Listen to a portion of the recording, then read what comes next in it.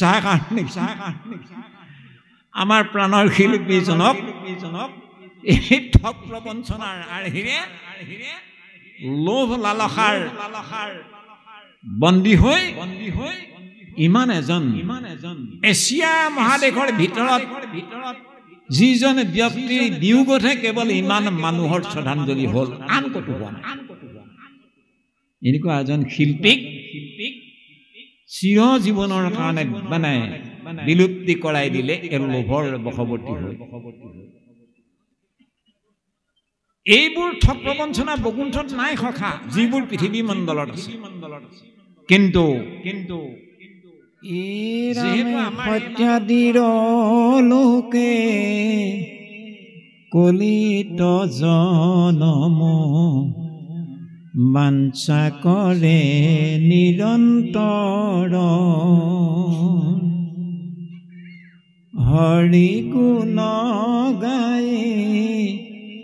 নিশ্চয়ে কলিত হইব নাৰায়ণ পৰ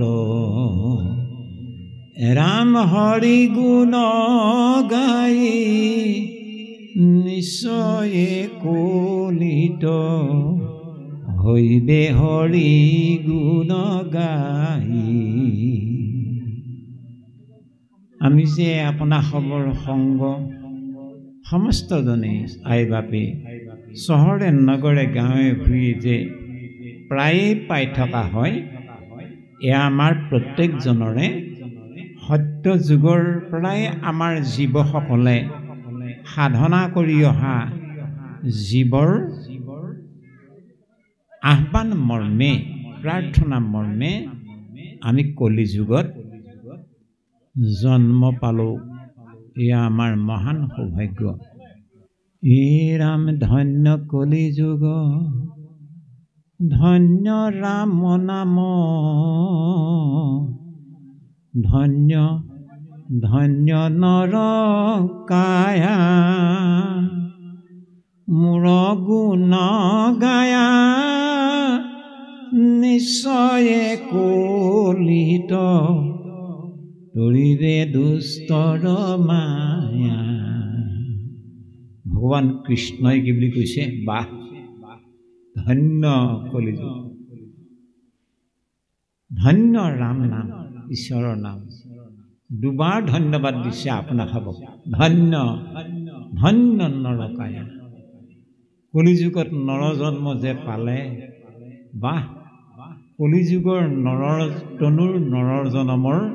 কি যে সৌভাগ্য, কি যে মহাভাগ্য। কেলেনো সত্য ত্ৰেতা দ্বাপৰ যুগলৈকে মানুহে ধ্যান কৰি কৰি যাগ যজ্ঞ পূজা পাৰ্বণ তীৰ্থ ভ্ৰমণ কৰি কৰি যি হৰিপৰায়ণ হ'বগৈ নোৱাৰিছিল, যি মায়াক জয় কৰিবগৈ নোৱাৰিছিল, যুগ যুগান্তৰে সাধনা কৰি কৰি কলি যুগত যে কি নৰৰ সৌভাগ্য। মোৰ গুঞ্জ কলিযুগৰ মানুহে শ্ৰৱণ কীৰ্তন কৰিয়ে যদিও বা মায়াক তৰিবলৈ বৰ জটিল দুষ্টৰ মায়া বুলি কৈছে, মায়াক তৰি যোৱাৰ সুবিধাটো পাই গ'ল কেৱল কলিযুগৰ মানুহে। সেইকাৰণে আমাক বহাৰপুৰ কৃপালু গুৰুজনে প্ৰশংসা আগবঢ়াইছে কি বুলি মন কৰিব লগা। ও ৰাম মহন্তৰ সংগে হৰি কথা ৰংগে মন কজিনিও ভাই।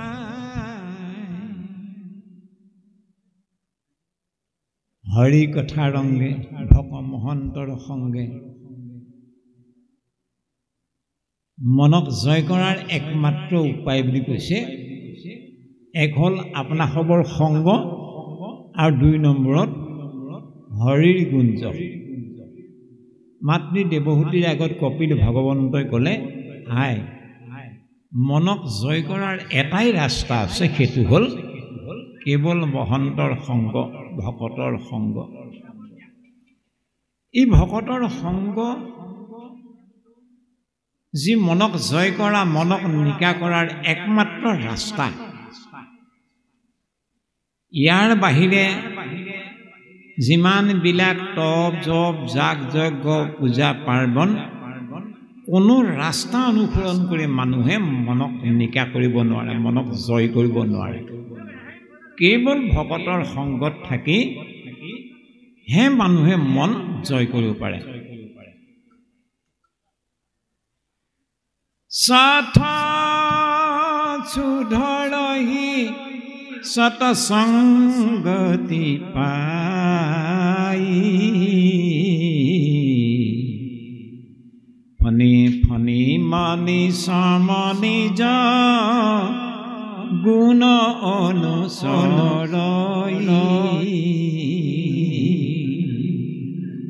যেতিয়া নেকি বেয়া আৰু বেয়া সৎ মানুহবিলাকো যেতিয়া নেকি ভাল হৈ যায় ভকতৰ সংগত থাকি থাকি সৎ শুদ্ধৰহি সতসংগতি পাই এবাৰ যেতিয়া ভকতৰ সংগত থাকি থাকি অমৃত পান কৰিবলৈ পাই গ'ল আৰু অমৃতৰ সোৱাদ লৈ ল'বলৈ পালে আৰু এই সোৱাদ নেৰে আৰু ভকতে সোৱাদ নেৰে আৰু ফণি মণি সম নিজ গুণ অনুচৰহি অৰ্থাৎ ফণি মানে সাপ, সৰ্পবিলাকৰ মূৰত এটা মণি থাকে। সেই মণিটো সি ৰাতি যেতিয়া চৰিবলৈ যায় মণিটো উলিয়াই লৈ বনাঞ্চলৰ জেগাত বহুৱাই থয় আৰু জোনাকী পৰুৱাৰ পোহৰতকৈ বেছি পোহৰ দিয়ে। এটা সৰু সুৰা বেটেৰী লগোৱা টৰ্চৰ নিচিনা সেই মণিটোৰ পোহৰত সি কীট পতংগ ধৰি ধৰি খায়। যদি কিবা তাৰ পৰা জেগা এৰিবৰ ছিগনেল পালে সি লগালগ মণিটো আকৌ সি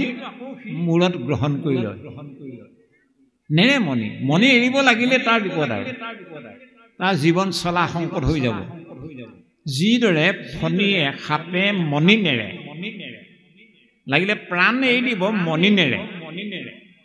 মণি লগা সৰ্প। ঠিক তেনেকে ভকতে আৰু এবাৰ সেয়াই নামামৃত পান কৰাৰ লগে লগে ভকতৰ সংগত থাকি নাম নেৰে আৰু ভক্তিৰত্ন নেৰে আৰু লাগিলে নিজৰ জীৱন যাই যাব তথাপিতো ভক্তিৰত্ন নেৰে। সেয়াই মোৰ ভক্তি ইমান মহান আৰু মোৰ ভকতিৰ জৰিয়তে ভকত সমস্তে কেৱল মোৰ চৰণতে সুদৃঢ় বিশ্বাসে শৰণ বস্তু গ্ৰহণ কৰে আৰু কেৱল মুখে ভজে। হা মোৰ বাহিৰে যিসকল লোকে আন আন দেৱ দেৱতাবিলাকক পূজা অৰ্চনা কৰে ভজে বা মোকো ভজে তেতিয়াহ'লে তেওঁলোকক মই মৃত্যু হন্তে কেতিয়াও পাৰ নকৰোঁ। মোৰ ভকতক মই সদায় মৃত্যু ভয়ৰ পৰা উদ্ধাৰ কৰি ৰাখোঁ। আই মই এনেকুৱা এজন চোৱাচোন, ও যাৰ ভয়ে চন্দ্ৰ সূৰ্য পৱন সঞ্চৰে পলাই জগতৰে মৃত্যু যি প্ৰভু কদৰে সেহি প্ৰভু জগন্নাথ অনাথৰ দেৱ হৰি বিনে ত্ৰাণকৰ্তা আৰ নাহি কেৱ। আমাৰ কঠোপনিষদ নামৰ এখন উপনিষদ আছে, তাত এই মন্ত্ৰভাগ কি বুলি কৈছে? ভয়াদ্যগ্নি তপতি ভয়াত তপতি সূৰ্য ভয়াদ ইন্দ্ৰ বায়ুষ মৃত্যু ধাৱতি পঞ্চমঃ। আমাৰ গুৰুজনে সৰলীকৰণ কৰিলে কি বুলি ক'লে? যাৰ ভয়ে চন্দ্ৰ সূৰ্য পৱন সঞ্চৰে। আনহে নালাগে পলাই জগতৰ মৃত্যু যি প্ৰভু কদৰে। আমাৰ সব সমস্তজন আই বাপৰে হেনো ভজনীয় দেও এজনে আছে, সেইজন দেও হ'ল সেই প্ৰভু জগন্নাথ জগতৰ গৰাকী। সেই জগতৰ গৰাকী যিজন জগতৰ গৰাকী হৈও আমাৰ খবৰ নিচিনা আমাৰ নিচিনা অধমৰ অনাথৰ নাথ গৰাকী একমাত্ৰ। ভগৱান কৃষ্ণই এইটো নকয় মই জগতৰ বন্দনীয় জগতৰ ঈশ্বৰ, মই তোৰ ভক্তিত মই ঘূৰি চোৱাত নাই দেই, এইটো নকয়। জগতৰ গৰাকী জগতৰ নাথ হোৱা স্বত্তেও আপোনাৰ মোৰো গৰাকী গিৰিহত, সেইজন ইমান উদাৰ। গতিকে সেইজন ভগৱন্ত বস্তুৱেই হ'ল সেয়াই একমাত্ৰ ভজনীয় ইষ্টদেৱ। এই বুলি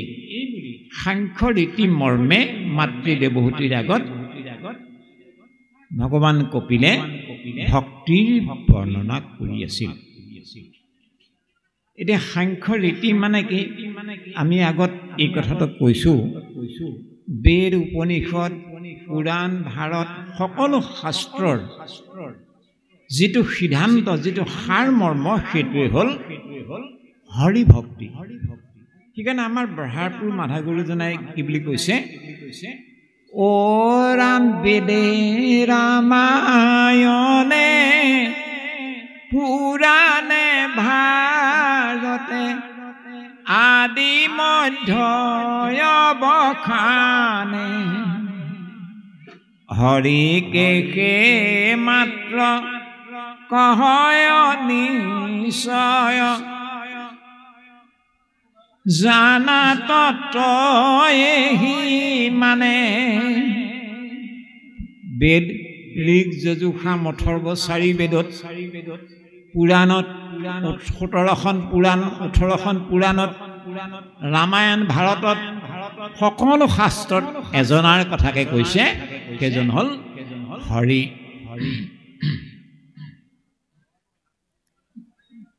আৰু এইটোৱে হ'ল সকলো শাস্ত্ৰৰ সিদ্ধান্ত। এই সিদ্ধান্ত মৰ্মে, এই সাংখ্য ৰীতি মৰ্মে মাতৃ দেৱহূতিৰ আগত ভক্তি যোগৰ প্ৰয়োজন বিষয়ক কথাসমূহ কৈ আছিল। এনেতে মাতৃ দেৱহূতিয়ে জানিব বিচাৰিলে, বোপা এই বিনন্দীয়া সংসাৰখন ঈশ্বৰে কেনেকৈ নিৰ্মাণ কৰে, ই সম্পৰ্কে মোক সৰল সহজভাৱে ক'বলৈ হওকচোন। তেতিয়া কপিলে ভগৱন্তই ক'লে, আই সৃষ্টি কৰিবাক লাগি দেৱ সনাতন ভৈলন্ত ৰূপ 2 তেতিক্ষণ। এই সৃষ্টি যেতিয়া নাছিল তেতিয়া কেৱল এজনেহে আছিল, ভগৱান কৃষ্ণ। আৰু সেই কৃষ্ণই কি কৰিলে? যেতিয়া সৃষ্টি কৰিবৰ কাৰণে ভগৱন্তৰ ইচ্ছা হ'ল। ভগৱন্তৰ কেলে ইচ্ছা হ'ল? অকলশৰে আছো মই আদি নিৰঞ্জন, সৃষ্টি নাহিকে মোক নকৰে শোভন। অকলশৰে থাকি মই কৰোঁ কোনো কাজ, হৃদয়ৰ মহামায়া কৰিলন্ত বাজ। অৰ্থাৎ মায়া, যি প্ৰকৃতি ভগৱন্তৰ হৃদয়তে নিহিত হৈ আছিল, সেই মায়াক ভগৱন্তই নিৰ্মাণ কৰিলে। আৰু মায়াৰ দ্বাৰাই তত্ত্বসমূহ নিৰ্মাণ কৰিলে। তত্ত্বসমূহ পৃথকে পৃথকে নিৰ্মাণ হৈ গ'ল। নিৰ্মাণ হোৱাৰ পিছতো তত্ত্বসমূহ অচেতন। ভগৱন্তই দেখিলে লীলা কৰি মায়াৰ দ্বাৰাই নিজে সেই তত্ত্বসমূহৰ লগত একাত্ম হৈ গ'ল, যাৰ কাৰণে নেকি জীৱসমূহ চৈতন্য হ'ব পাৰিছে,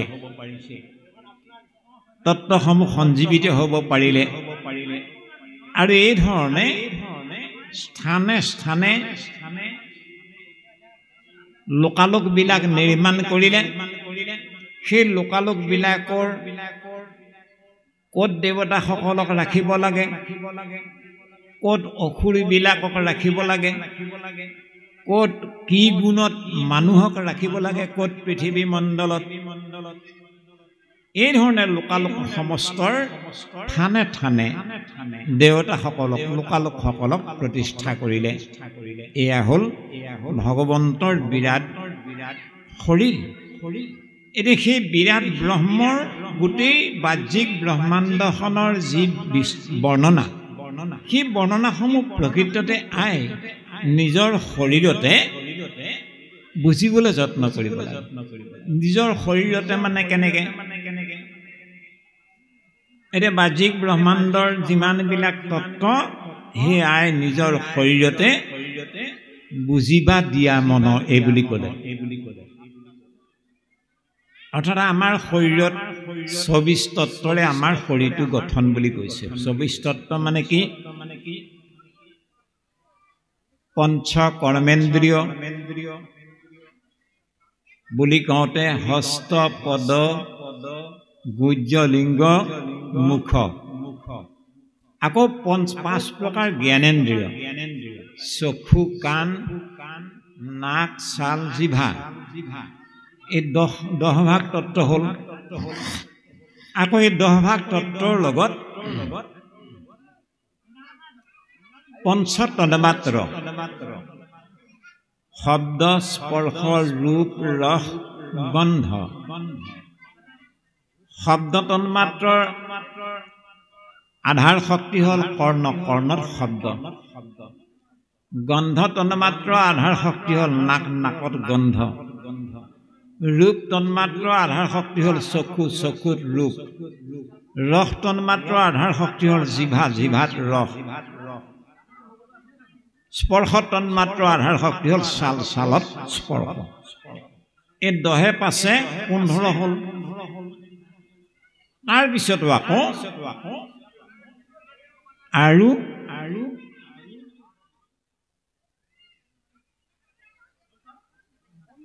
মন বুদ্ধি চিত অহংকাৰ এই ৪ ভাগ লগ লাগিলে ১৯ হ'ল এই ধৰণে আপোনাৰ ২৪ তত্ত্ব নিৰ্মাণ হোৱা স্বত্তেও তত্ত্বসমূহ অচেতন ভগৱন্তই জীৱৰূপে আমাৰ হৃদয়ত প্ৰৱেশ কৰাৰ মুহূৰ্তই সমস্ত তত্ত্ববিলাক চৈতন্য হোৱাৰ সুবিধাকণ পাই গ'ল যাৰ কাৰণে নেকি আমাৰ মহাপুৰুষ মাধৱ গুৰুজনাই যে কৈছে যিহেতু চৈতন্য পূৰ্ণ পৰমাত্মা ৰূপে হৰি হৃদয়ত আসনত প্ৰকাশী তাতে সেই ইন্দ্ৰিয় গহন ভূত প্ৰাণ বুদ্ধি মন প্ৰবৰ তেজতে কজৰ ৰাখি আমাৰ ইন্দ্ৰিয়বিলাক জ্বৰ আকৌ আমাৰ শৰীৰত ৫ প্ৰকাৰ তত্ত্ব আৰু লগ লাগিল মাটি পানী বায়ু আকাশ অগ্নি এতিয়া আমাৰ শৰীৰটো হেনো মাটিৰ দেহা বুলি কৈছে মানে কি আমাৰ শৰীৰত মাটি সোমাই আছে নেকি নাই যেহেতু আমি মাটিত উৎপন্ন হোৱা উদ্ভিদ খায়ে জীৱন জি থাকিব লাগিব মাটিৰ শক্তি আমাৰ শৰীৰত আছে আমি মাটিত উৎপন্ন হোৱা উদ্ভিদ খাই ডাঙৰ দীঘল হৈছোঁ জীয়াই আছোঁ গতিকে মাটি তত্ত্ব আমাৰ শৰীৰত আছে পানী আমাৰ শৰীৰত লাগিব পানী যদি একেবাৰে নোহোৱা হৈ যায় স্লাইন দিব লাগিব বায়ু আমাৰ শৰীৰত লাগিব বায়ু যদি ল'ব নোৱাৰে অক্সিজেন দিব লাগিব আকৌ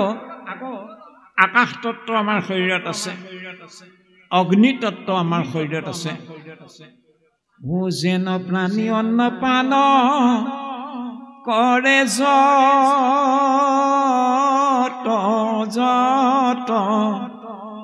উদৰৰ বহনি জীৰ্ণ কৰয় সমস্ত আমাৰ বগলীটোৱে হাঁহজনীয়ে কঠিন শামুক এটা খাই দিলে পায়খানা কৰোঁতে শামুক হিচাপে নোলায় বা আমি শাক পাচলি ফল মূল চাউল আটা আমি খাওঁ খাদ্যৰূপে গ্ৰহণ কৰোঁ শৌচ দ্বাৰত সেইবোৰ তেনেকৈ বাহিৰ নহয় সেইবোৰ ৰূপান্তৰ ঘটাই দিয়া কামটো এটা তত্ত্বই কৰে, সেইটোৰ নাম হ'ল অগ্নি। যেন প্ৰাণী অন্নপান কৰে যত যত, উদৰৰ বহনি মানে অগ্নি, বহনি জীৰ্ণ কৰে সমস্ত। আমাৰ শৰীৰৰ বহনি শক্তিয়ে জীৱ মানে পচাই দিয়া কামটো, জীৰ্ণ কৰা কামটো কৰি দিয়ে। এতিয়া এই পঞ্চ মহাভূত, পঞ্চ কৰ্মেন্দ্ৰিয়, পঞ্চ জ্ঞানেন্দ্ৰিয়, পঞ্চ তন্মাত্ৰ লগ লাগি 20 হ'ল। 20ৰ লগত মন বুদ্ধি চিত অহংকাৰ 24 তত্ত্ব হোৱা স্বত্তেও আমাৰ শৰীৰটো অচেতন, চেতন হৈ গ'ল। কেলে হ'ল? যিহেতু চৈতন্যপূৰ্ণ পৰমাত্মা ৰূপে হৰি হৃদয়ত আই স্থিত হৈ আছে কাৰণে যতক ইন্দ্ৰিয়গণ ভূত প্ৰাণ বুদ্ধি মন সমস্তে চৈতন্য স্বৰূপ হ'ব পাৰিছে, নহ'লে হ'ব নোৱাৰিলে। এইদৰে সেই মাতৃ সমস্ত ব্ৰহ্মাণ্ড, এই বাহ্যিক ব্ৰহ্মাণ্ডখনত যিসমূহ তত্ত্বৰ জৰিয়তে সৃষ্টি নিৰ্মাণ কৰিলে, ঠিক সেই তত্ত্বসমূহক প্ৰত্যেকৰে হৃদয়ে হৃদয়ে স্থাপন কৰি মানুহৰ শৰীৰ নিৰ্মাণ কৰিলে, প্ৰাণী শৰীৰ নিৰ্মাণ কৰিলে। আৰু এই সমস্ত ব্ৰহ্মাণ্ডৰ মধ্যত ঈশ্বৰ কৃষ্ণ ভগৱন্ত বস্তু আমাৰ হৃদয়ত বিৰাজমান হৈ আছে কাৰণে আমি জীৱন্ত হৈ থাকিব পাৰিছোঁ, নহ'লে আমি অচেতন হৈ যাব লাগিব। আমাৰ যে শৰীৰটো 24 তত্ত্বৰে গঠিত, আমাৰ ঈশ্বৰ ক'ত থাকে? মানুহৰ হৃদয়ত। এই সম্পৰ্কত তেনে চমুকে এটা কথা মন কৰিব লগা। অ ৰাম সেই হৃদি পদ্ম মাজে ঈশ্বৰ আচন্ত, কোটি সূৰ্য সমজাৰ শৰীৰ জ্বলন্ত। আমাৰ হেনো সবাৰ হৃদি পদ্মতে ঈশ্বৰ কৃষ্ণ ভগৱন্ত বস্তু বিৰাজমান হৈ থাকে। সেই হৃদি পদ্ম মাজে ঈশ্বৰ আচন্ত।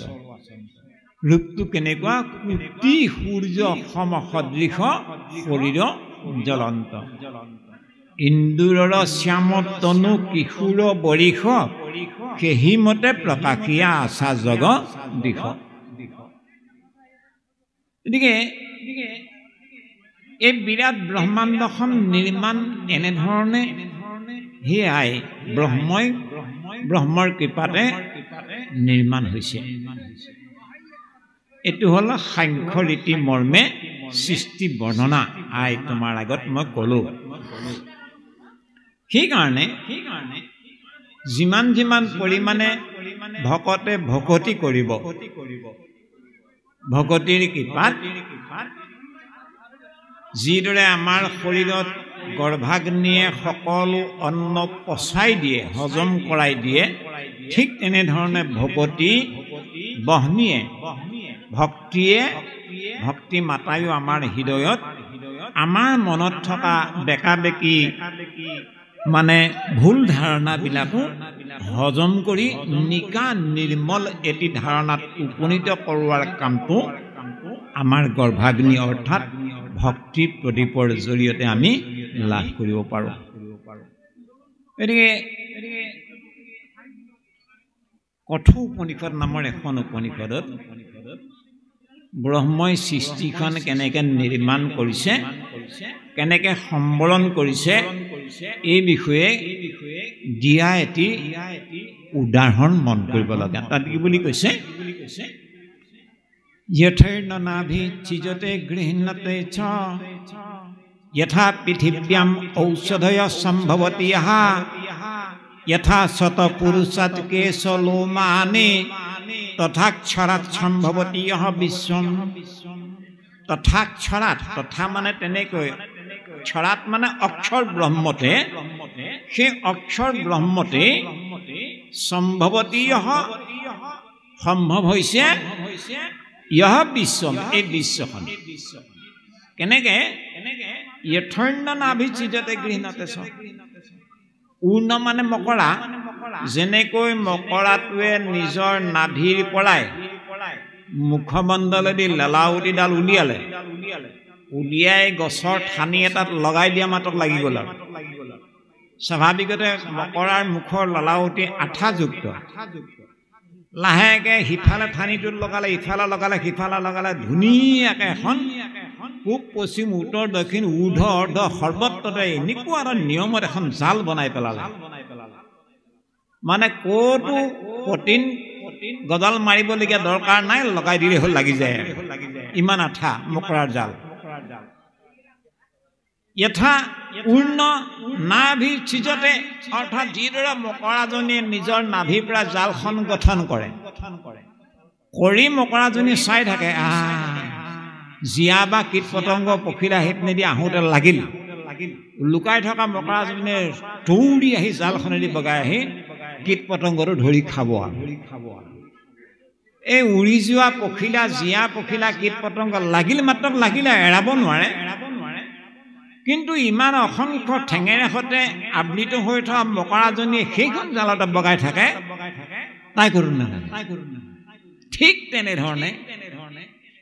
আই মায়াৰ দ্বাৰাই নিৰ্মাণ কৰা আমাৰ এই জালখন মায়াৰ ঘৰ সংসাৰ জালখনো তেনেকুৱাই বুলি কৈছে আপুনি আমি সকলোৱে লাগি লাগি ধৰোঁ কিন্তু ঈশ্বৰে নিৰ্মাণ কৰা মায়াৰ জালখনো ঈশ্বৰ আকৌ কৰোঁ নালাগে মই যে দিহা সুৰত যে গাই নহয় ও ৰাম কিনো মায়া জাল পাতিলা গোপাল এৰাইতে নপাৰো সন্ধি হে হৰি তুমি যে কি মায়াৰ জৰিয়তে এইখন জাল নিৰ্মাণ কৰিলা আমি দেখোন এৰাবলৈ সুবিধাই নাপাওঁ অথচ ভগৱান কৃষ্ণই সৰ্বত্ৰতে ব্যাপক হৈছে কৃষ্ণ কৰো কিন্তু নালাগে আপুনি আমি আকৌ পাহে পাহে লাগি যাওঁ গতিকে গৃহিণতে যেতিয়া মকৰাজনীয়ে দেখিব কীট পতংগ পখিলাও বৰ টেঙৰ হ'ল দেই আজি কিছুদিনৰ পৰা এফালে নহা হ'ল নাই জালখন সামৰো এইবুলি যি মুখে মকৰাজনীয়ে জালখন নিৰ্মাণ কৰিছিলে সেই মুখে মকৰাজনীয়ে জালখন টপ টপকৈ গিলিবলৈ আৰম্ভ কৰে আৰু গিলি গিলি গিলি গিলি গোটেই জালখন ভৰাই থৈ দিব আকৌ গৈ বেলেগ এটুকুৰা জেগাত গৈ পাতিবগৈ আকৌ কীট পতংগ ধৰি খাব এটা উদাহৰণ সেইটো কেনেকে ব্ৰহ্মই ব্ৰহ্মাণ্ডখন নিৰ্মাণ কৰিছে এজনী মকৰাই গঠা জালখনৰ উপমাৰ দি আমাক ক'লে 2 নম্বৰত ক'লে यथा पृथिव्याम औषधय सम्भवती যেনেকৈ পৃথিৱী মণ্ডলত বনস্পতি উদ্ভিদৰ পুলিবোৰ গজক বুলি কোনো ডাক্তৰ বৈদ্যই যিদৰে বনস্পতি ঔষধৰ বীজ ছটিয়াবলগীয়া হোৱা নাই আপুনিয়ে গজিছে আপুনি মই চিনি নাপাব পাৰোঁ এইজোপা গছে এইজোপা উদ্ভিদে কিবা অসুখৰ কামত আহিব বুলি কিন্তু বৈদ্যসকলে কবিৰাজীসকলে চিনি পায় তেওঁলোকে কেতিয়াবা কবিৰাজী বৈদ্যসকলে হাবি জংঘল বনাঞ্চলত কিবা ঔষধ গুণী উদ্ভিদৰ পুলি গজক বুলি ছটিয়াবলগীয়া হোৱা নাই আপুনি গৈছে কেলে গৈছে যথা পৃথিব্যাম মানে যেহেতু পৃথিৱীখন আছে মাটি আছে কাৰণে মাটিতে আপুনি বনস্পতি ঔষধ গুণী উদ্ভিদবিলাক যিদৰে গজে যিমান সহজে গজে কোনো সাৰ পানী ছটিয়াবলগীয়া হোৱা নাই ঠিক তেনেধৰণে এই বিনন্দীয়া ব্ৰহ্মাণ্ডখনৰ আধাৰ শক্তি এজনে আছে সেইজন হ'ল ব্ৰহ্ম সেই ব্ৰহ্মই সৰ্বত্ৰতে ব্যাপক হৈ আছে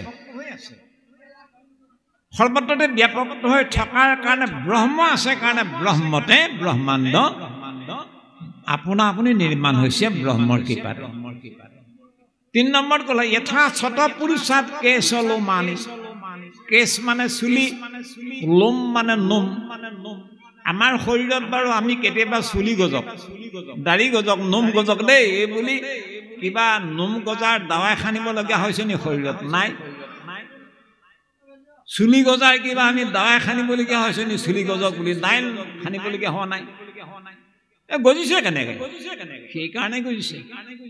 আপুনি মই যে জি আছো জীৱন্ত যে হৈ আছো আপোনাৰ মোৰ যে চৈতন্য স্বৰূপ এটা দেহ আছে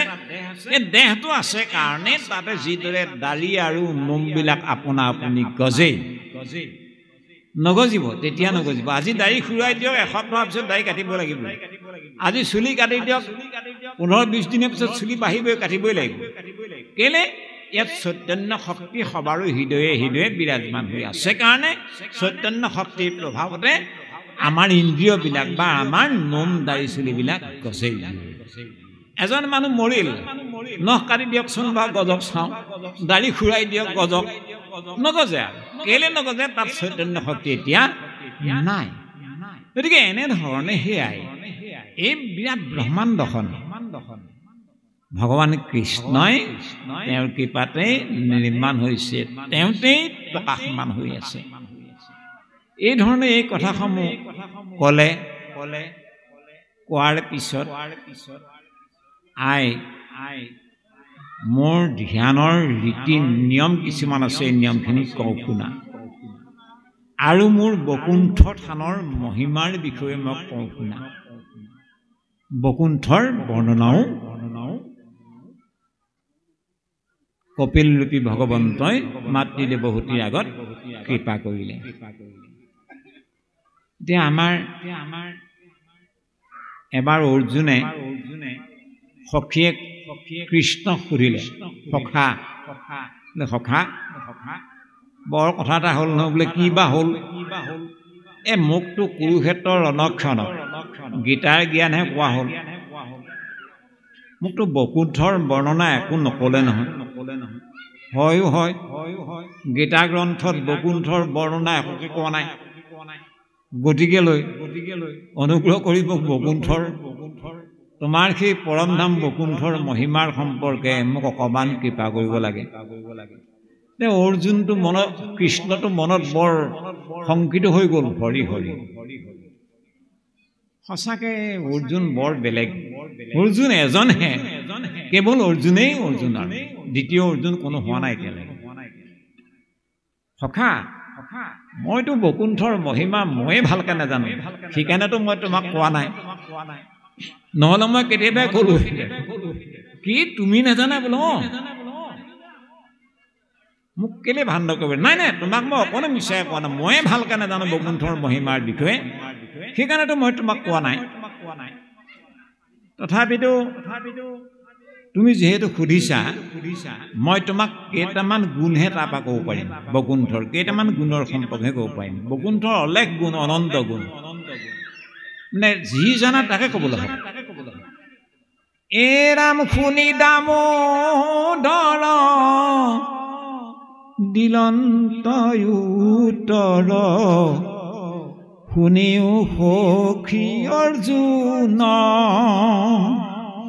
মোহৰ থানৰ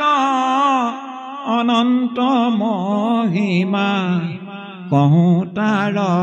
কিছু গুণ তে প্ৰভু সমস্ত আই মাতৃবৃন্দ ভগৱান কৃষ্ণই ক'লে মোৰ বকুণ্ঠ থানৰ মহিমা অনন্ত মই কৈ শেষ কৰিব নোৱাৰো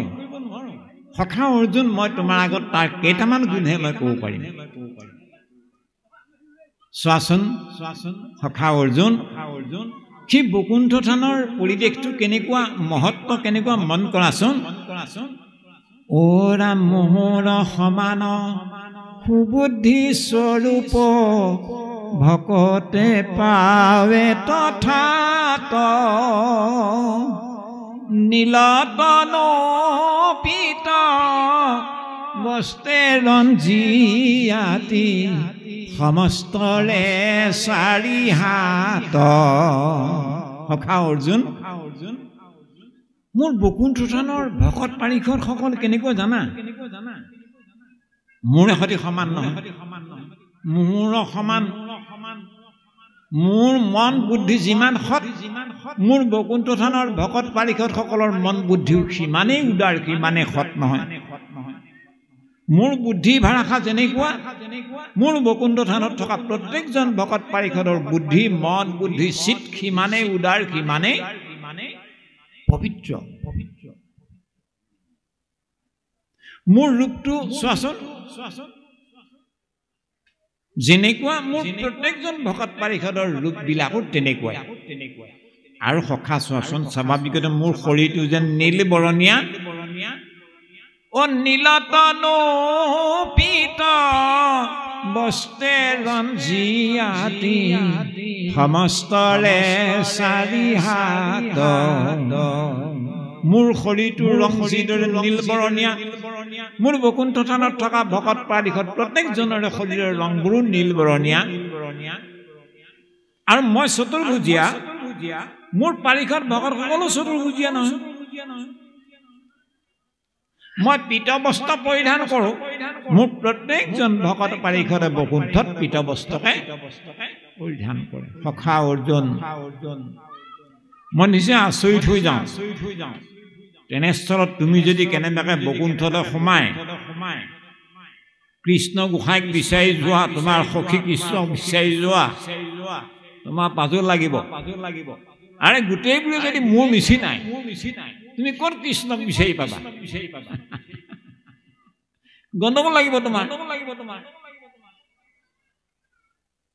তাৰপিছত ক'লে মই যেহেতু চতুৰ্ভুজীয়া মই চাৰিখন হাতত চাৰিভাগ বস্তু মই পৰিধান কৰিবই লাগে শংখ চক্ৰ গদা পদ্ম মোৰ ভকতসকল যদি চতুৰ্ভুজীয়াই ভকতসকলৰ হাতত এই চাৰিভাগ বস্তু থাকিব নে নাথাকে থাকে শংখ চক্ৰ গদা পদ্ম হাতে ধৰি ৰত্ন বিমানত বসি অনেক পদ্মিনী বেঢ়ি সেৱা কৰে জলৈ যে ন কোটি সখী কোটি সখী মানে 1 কোটি সূৰ্যৰ যিটো পোহৰ মোৰ বকুণ্ঠ থানত থকা বসবাস কৰা ভকত আৰু পাৰিষদসকলৰ আৱাস গৃহবিলাকৰ উজ্জ্বলতাৰো সীমা তেওঁলোকে কি কৰে জানা প্ৰত্যেকজনেই শংখ চক্ৰ গদা পদ্ম প্ৰত্যেকৰে হাতত চাৰি বস্তু বিৰাজমান আৰু মই বসবাস কৰা মোৰ আৱাস গৃহ সোণেৰে বনোৱা মোৰ আৱাস গৃহত লক্ষীৰ নিচিনা এগৰাকী প্ৰকৃতি আছে তে মোৰ বকুণ্ঠ থানত থকা ভকত পাৰিষদসকল বৰলা হৈ থাকিব নেকি মই সোণেৰে বনোৱা ঘৰত আছো মোৰ আসন বৈখন সোণেৰে বনোৱা তে মোৰ ভকতসকলৰ ঘৰ দুৱাৰবিলাক ভগা চিগা হ'লে ভাল হ'ব নি বকুণ্ঠ নহয় শংখ চক্ৰ গদা পদ্ম হাতে ধৰি ৰত্ন বিমানত বসি নম্বৰ 1 ৰত্ন বিমান মানে সোণেৰে বনোৱা বিমান মানে আৱাস গৃহ সোণেৰে বনোৱা বন্ধুৱা গৃহত মোৰ ভকতসকল পাৰিষদসকল থাকে ও ৰাম অনেক পদ্মিনী বেঢ়ি সেৱা কৰে জলয় যে ন কোটি সখী অনেক পদ্মিনী মানে আমাৰ আইসকলৰ লক্ষণ 4টা হস্তিনী শংখিনী পদ্মিনী এই ধৰণে এই 4টা লক্ষণৰ ভিতৰত পদ্মিনী লক্ষণ হেনো অতি সুলক্ষণ বুলি কৈছে ভাল লক্ষণ বুলি কৈছে আই মাতৃসকল আমাৰ ইয়াত থকা আইসকল প্ৰত্যেকসকলে কিন্তু পদ্মিনী লক্ষণ সম্পন্ন কেলেনো বকুণ্ঠত আছে নহয় এয়া কেলে এই ভাগ বকুণ্ঠ বুলি আমি নকওঁ নেকি এই ভাগ দ্বিতীয় বকুণ্ঠ বুলি কোৱা হয় গতিকে বকুণ্ঠৰ কোন আছে বুলি কৈছে অনেক পদ্মিনী লক্ষণ সম্পন্ন আইসকল থাকে বুলি কৈছে আমাৰ আইসকলো বকুণ্ঠত আছে গতিকে আমাৰ আইসকল প্ৰত্যেকগৰাকীয়ে পদ্মিনী লক্ষণ সম্পন্ন কৃষ্ণই কৈছে মোৰ আৱাস গৃহত মোৰ পৰিচৰ্যাৰ কাৰণে যিদৰে লক্ষী আছে তে মোৰ ভকতসকলে